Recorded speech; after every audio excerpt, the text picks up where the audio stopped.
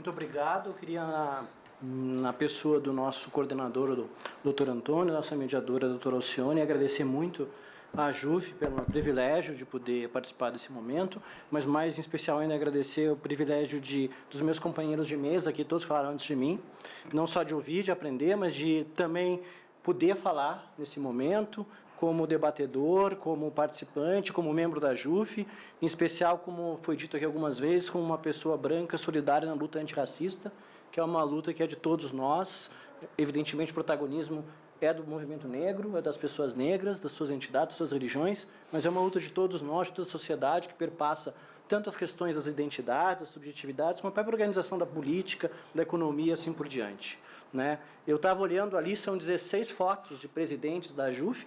Eu estava me dando conta que desses eu conheci mais ou menos proximamente, uns mais que outros, 12 ou 13 dessas 16, que ao longo desses anos todos, eu sou juiz federal há 24 anos para 25 anos.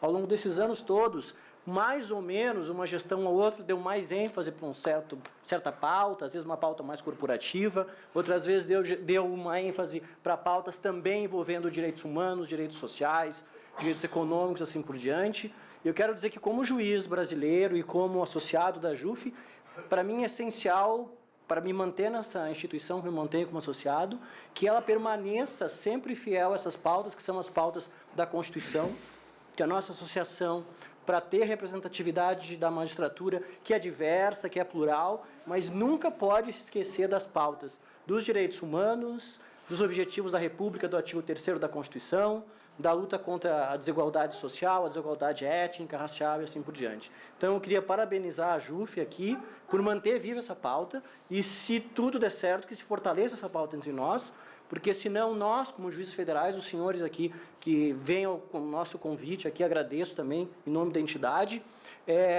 não pensem que uma entidade que não traga essas pautas representa todos os juízes federais. Se as entidades nossas ficarem restritas a só pautas corporativas, econômicas, subsídios, que podem ser legítimas, que podem ser discutidas, não há dúvida, elas não vão estar representando uma magistratura que é muito mais ampla do que um mero interesse imediato na sua carreira e nos seus subsídios. Então, quero agradecer especialmente ao nosso coordenador, à nossa mediadora, pela JUF estar mais uma vez pautando esses temas essenciais. Dito isso, eu quero, na linha da provocação do doutor Antônio também, e na linha da provocação do meu amigo professor Adilson, efetivamente nós precisamos de Semana de Consciência Negra. O Frei Davi aqui começou mostrando a necessidade dessa consciência para manter as políticas públicas que já foram alcançadas. O professor Adilson salientou a necessidade dessa consciência diante da intensidade da discriminação racial que a gente tem entre nós, a discriminação direta, a discriminação indireta. Ele é um grande especialista que ensina muito a todos nós sobre isso. O Babá Ivanildo, a Tatiane, da Força Afro, marcaram muito bem para nós a necessidade de uma semana de consciência negra em função do preconceito que existe, especialmente o preconceito religioso e do orgulho, no bom sentido, da identidade, da negritude e assim por diante. O nosso deputado Paulão também botando num contexto mais amplo ainda do que foi falado até agora. Então, realmente, nós temos a necessidade dessa consciência.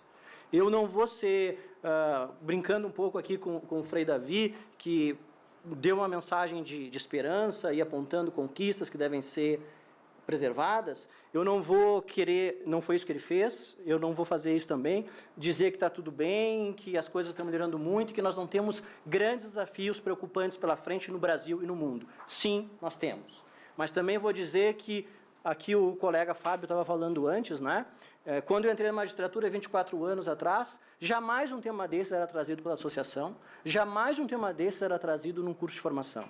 Agora a INFAM, que é a Escola Nacional de Formação dos Magistrados, que acaba atuando em várias frentes de todos os estados do Brasil, todos os tribunais de justiça, todos os TRFs do Brasil, que são 5, tem lá um módulo nacional onde um tema é fundamental e é dada atenção especial para ele, que é relações raciais. Ao lado de relações raciais, também relações de gênero está lá. Então, são temas que foram acrescentados. Muito há que se fazer, mas que bom que a JUF abre esse espaço, que a INFAM abre esse espaço, e os senhores e as senhoras, especialmente, que nos visitam hoje, tenham certeza. É fundamental a presença de vocês para que a INFAM e a JUF mantenham esses espaços. Se tem muita gente boa na JUF, na INFAM, que abre esses espaços, que bom. Mas sem a sociedade civil, sem a presença dos senhores e das senhoras, esses espaços, eles podem ser esquecidos, podem ser fragilizados e nós não podemos deixar isso acontecer. Então, eu peço também, me permitam, em nome da casa, em nome dos juízes, o auxílio não só naquilo que vocês já nos ensinaram aqui hoje, mas que mantenhamos com a força de vocês esses espaços. E a consciência negra quem nos dá, exatamente, são as pessoas negras que militam, que lutam, que experimentam a vida, que refletem, que escrevem. A gente podia lembrar grandes nomes como Milton Santos, né? Podia lembrar grandes nomes do presente, como a Sueli Carneiro, e outros tantos, que essas são pessoas que nos trazem consciência negra, que é uma consciência que precisa, no bom sentido, né, tomar conta de toda a sociedade. E isso aí a gente vai aprender, conversar, se alimentar, se retroalimentar, exatamente com a presença de vocês aqui entre nós. E, bom, feita essa introdução, eu gostaria de pedir que vocês me acompanhassem muito rapidamente, eu sou o último a falar, então todos estão cansados, não merecem que eu me alongue, né? Uma pequena metáfora, para tentar ilustrar o meu ponto, que vai muito na linha do que o colega Fábio falou aqui poucos minutos atrás, né?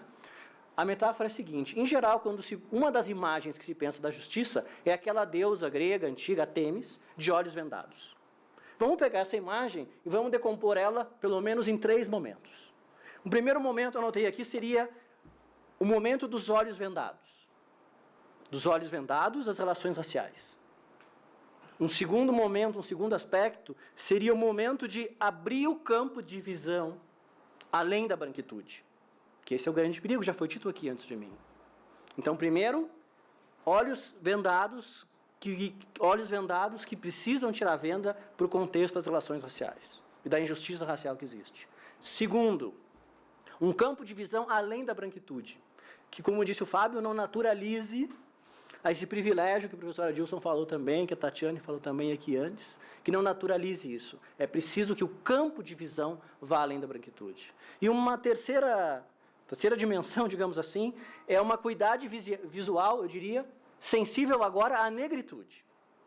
Então, serão 3 momentos. Primeiro, tirar a venda que impeça enxergar as relações raciais e o quanto elas são estruturantes do mundo e, em especial, do nosso país. Esse primeiro momento significa várias coisas. Por exemplo, o Fábio falou antes de mim. 1,6, só 1,6 das pessoas que integram as magistraturas federal, estadual e do trabalhista no Brasil se autodeclaram como pessoas negras. O restante, que chega a quase a 20 e poucos %, como o Fábio disse, estão naquelas pessoas que se autodeclaram como pessoas pardas. 1,6 é muito pouco, é um escândalo, é uma vergonha. Se a gente pensar que países como a Inglaterra tem, na sua composição de quadros, mais de 5% de negros e de minorias étnicas, eu estou falando da Inglaterra, hoje, né? E a gente compara a realidade étnico-racial da Inglaterra, que é do Brasil, realmente escandaloso esse número. É preciso tirar a venda para enxergar para dentro também.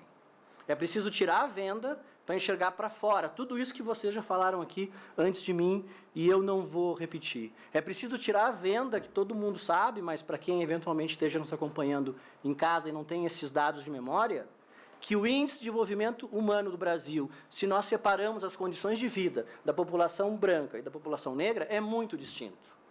Que o índice de desenvolvimento humano, o famoso IDH, da população negra, colocaria o Brasil lá na 105ª posição da tabela. Mas se a gente pega só o índice de desenvolvimento humano da população branca, aí nós vamos estar já na posição 44ª. É uma grande diferença. É preciso tirar a venda. Se a justiça é representada por uma mulher vendada, é preciso tirar a venda para esse contexto, para essa realidade. Bom, uma vez tirada a venda, qual é o campo de visão que a gente vai ter? Que é o segundo momento. E eu aqui, brincando na metáfora, rascunhei que seria um campo de visão além da branquitude, além da igualdade formal, além dessa naturalização de um contexto que é tão desigual, tão estereotipado, como já foi falado aqui antes. Dizer que o campo de visão da magistratura tem que ir além da visão da branquitude, eu poderia traduzir isso, sabe como? Pegar os termos que as escolas da magistratura usam. As escolas da magistratura dizem assim: os juízes, nos seus cursos de formação e nas suas práticas, têm que prestar atenção em várias coisas. E a gente tem que ajudá-los, no bom sentido, né? Eles têm que se envolver em desenvolver pelo menos 2 coisas. Conhecimentos e habilidades. Essa é a forma de se expressar das escolas. O que significa desenvolver conhecimentos e habilidades num campo de visão que vá além da branquitude? Essa é a pergunta do segundo momento. E aí, bom, significa, entre tantas coisas, primeiro, além do compromisso moral de não viver numa realidade tão desigual e tão injusta, que vem em primeiro lugar, o compromisso até técnico de saber que como disse o professor Adilson, nós estamos obrigados, eticamente, a tomar as medidas para que o racismo não aconteça. Seja o racismo direto, explícito, seja o racismo indireto, estrutural, intergeracional e todas as outras formas de racismo. Isso é tão claro na Constituição. Me corrijam, eu acho que em nenhum lugar da Constituição existe uma afirmação tão forte quanto quando se diz no artigo 5º que o racismo é um crime inafiançável, imprescritível. Nenhum outro crime tem essa força de censura, essa força de reprovação. E aqui não precisa só falar de crime, pode falar do violar o direito penal, mas de o racismo que acontece no campo do trabalho, no campo da educação. É esse racismo que a Constituição está falando ali. A Constituição fala de muito mais coisas. Fala de pluralismo, que é social também. Basta ver a ordem social da Constituição, quando fala lá das comunidades, das tradições que formaram o Brasil, ali as comunidades afro. Estão ali explicitamente colocadas. Para nós, juízes, depois, como o Dr. Fábio falou, não só juízes, mas defensores, promotores, assim por diante, é um dever até técnico profissional. Olhar além da branquitude é começar por aí. É começar se preparando tecnicamente. Isso é um dever profissional, a par do básico, que é uma questão moral, como eu disse, evidentemente.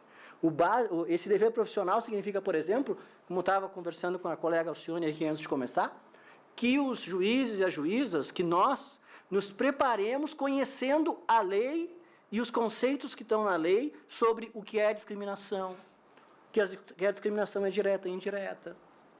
Quais são os fundamentos constitucionais das ações afirmativas, sejam as cotas, sejam outros tipos muito importantes e necessários de ações afirmativas. No mínimo, eu vou ficar só por aqui, teria muito mais coisa, esse segundo momento de dizer que o campo de visão precisa ir além da branquitude, significa isso, no mínimo isso. E um terceiro e último momento, sei que o meu tempo está se esvaindo, me perdoem, só mais um minutinho, por favor, Antônio. É o momento que eu chamo assim, de uma acuidade visual agora sensível à negritude.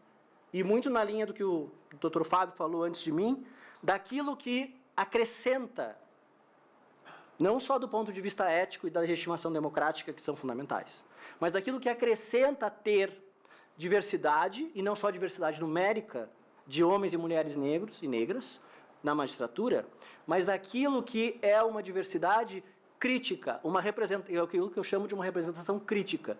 Não é uma questão de número que dá uma capacidade crítica, de enxergar coisas que a gente não enxerga. Talvez muitos juízes e juízas brancos, não por mal, mas por completo alinhamento da realidade, não imaginam quão frequente é qualquer pessoa negra que entra num shopping center ou ser barrada na entrada, como nós sabemos que acontece, ou ser seguida dentro das lojas, inclusive juízes negros e juízas negras. O nosso colega Edinaldo, que é um dos formadores do juiz, como eu sou, na Infam, que dá relações raciais, sempre conta as experiências dele como homem de classe média alta, culto, educado, extremamente bem vestido, sendo sistematicamente seguido dentro das lojas pelo simples fato da cor da pele. E assim por diante. Então, essa participação da diversidade de uma forma crítica que nós precisamos e que vai nos dar como eu disse assim, uma acuidade visual sensível agora à negritude. Nesse sentido, e já encerrando, teria muitas outras coisas, mas depois de tudo que foi falado, eu não preciso falar muito mais, não. Eu acho que os nossos caminhos, as nossas perspectivas são essas, né? A semana, não é a JUF que está promovendo para o bem da sociedade uma semana de consciência negra. Que isso faça bem para a sociedade, fiquemos felizes. Mas, antes de tudo, é a JUF que precisa promover para os seus juízes, para as suas juízas, e outros tantos de outras carreiras parecidas com as nossas, essa consciência. Porque, senão, Temis permanece vendada. E aí a gente sabe como as coisas são.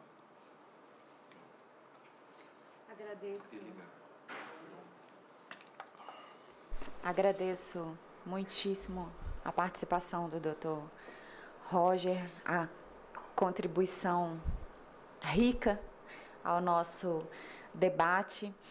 E como nas falas anteriores, a primeira coisa que pontuo é que a Constituição de 88, ela incorpora o termo raça.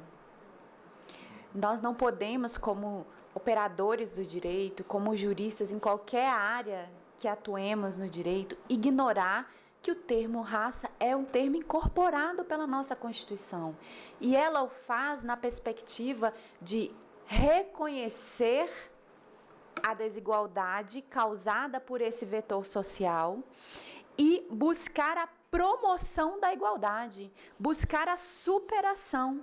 E ela o faz nos objetivos da República, ela o faz na análise da questão penal, ela o faz nas relações de trabalho. Então, a questão racial não é algo distante nem divorciada da nossa atuação profissional.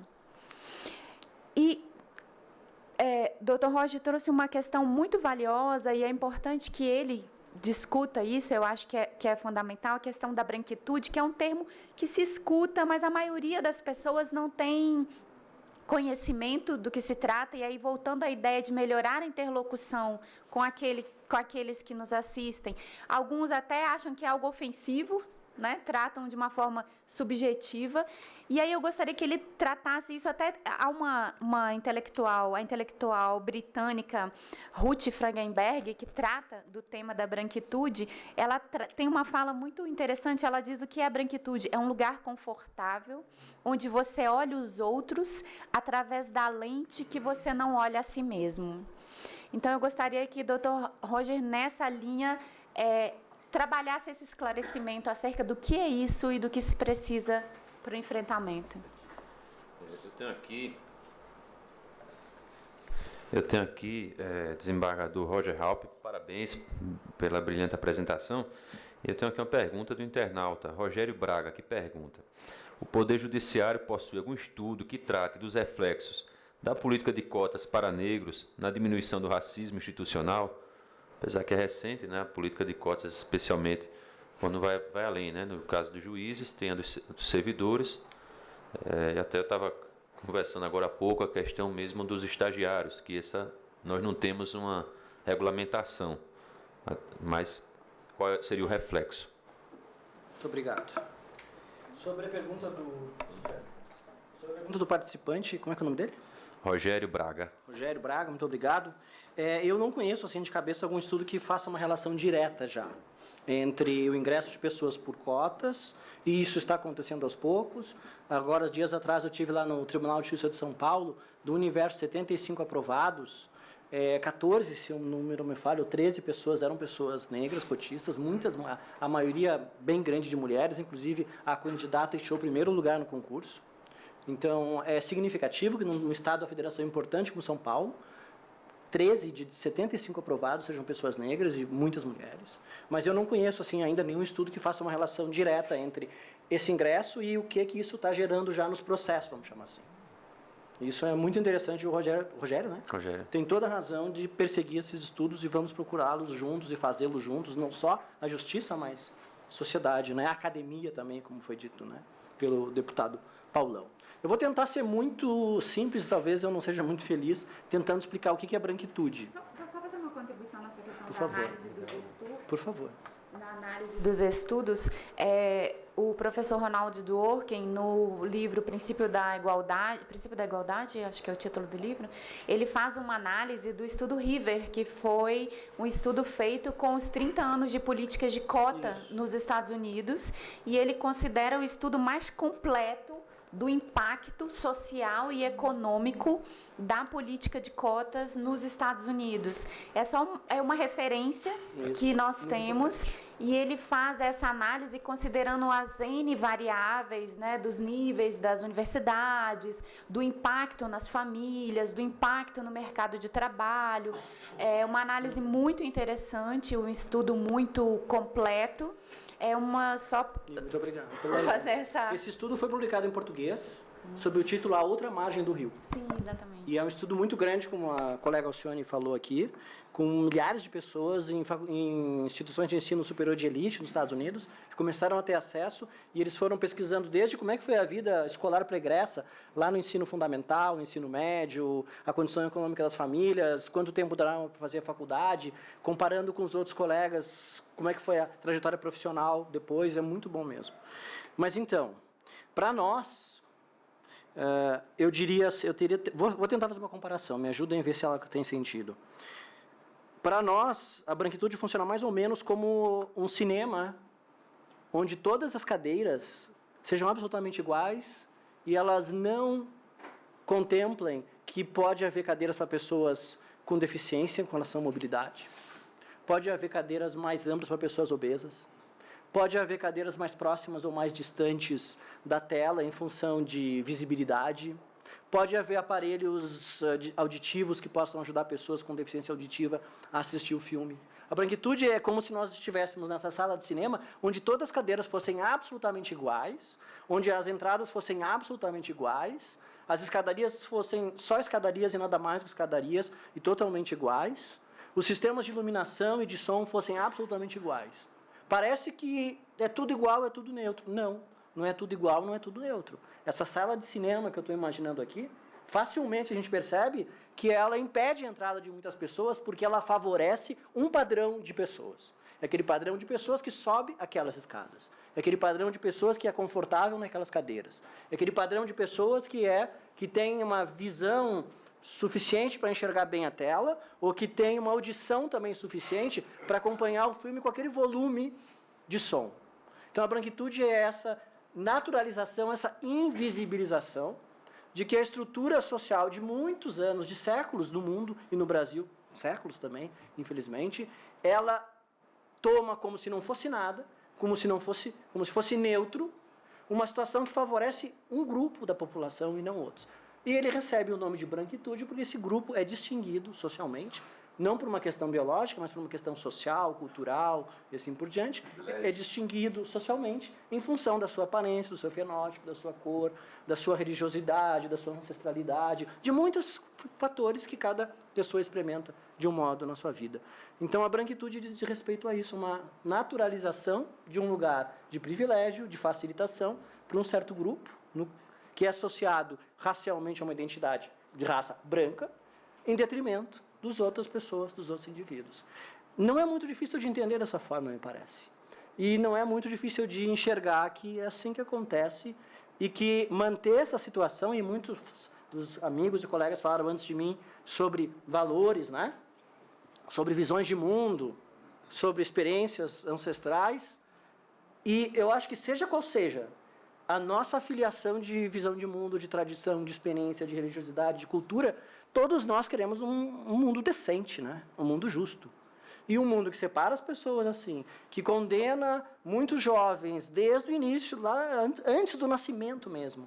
Antes do nascimento a pessoa já está sujeita a uma gestação que a maternidade não teve as melhores condições, ou teve condições muito ruins de alimentação, de segurança, de salubridade, de emprego, antes de nascer. A pessoa já está sofrendo essa desvantagem. Então, isso não é correto. Isso não é decente. E no momento como que o mundo vive hoje, a gente, como dizem por aí, eu acho que está totalmente certo, a gente tem que dar as mãos, pelo menos, para essas coisas básicas que não são corretas e decentes para nenhuma das nossas tradições, para nenhuma das nossas visões de mundo, para nenhum dos nossos valores. Venhamos a gente de onde venha, né? Venha da filosofia, venha da religião, venha da política, venha da cultura, venha dos costumes. Acho que é isso, né?